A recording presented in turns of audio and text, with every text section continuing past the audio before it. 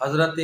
برا رضی اللہ تعالیٰ عنہ پیارے نبی کریم صلی اللہ علیہ وسلم کا حلیہ مبارک بیان کرتے ہوئے کہتے ہیں، آپ صلی اللہ علیہ وسلم کا پیکر درمیانی تھا، دونوں کندھوں کے درمیان دوری تھی، بال دونوں کانوں کی لو تک پہنچتے تھے۔ میں نے آپ صلی اللہ علیہ وسلم کو سرخ جوڑا زیب تن کیے ہوئے دیکھا، کبھی کوئی چیز آپ صلی اللہ علیہ وآلہ وسلم سے زیادہ خوبصورت نہ دیکھی۔ ربی بنت معوذ کہتی ہیں کہ اگر تم حضور صلی اللہ علیہ وسلم کو دیکھتے تو لگتا کہ تم نے طلوع ہوتے ہوئے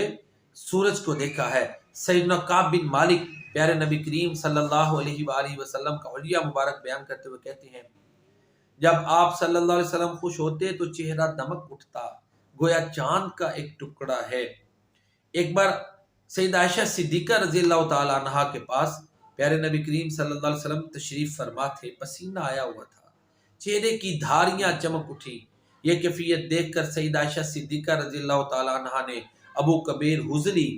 کا یہ شعر پڑھا، وَإِذَا نَظَرْتُ إِلَىٰ أَسِرَّةِ وَجْهِ بَرَقَتْ كَبَرْقِ الْعَارِضِ الْمُتَحَلِّلِ، جب ان کے چہرے کی دھاریاں دیکھوں تو وجود چمکتی ہیں جیسے روشن بادل چمک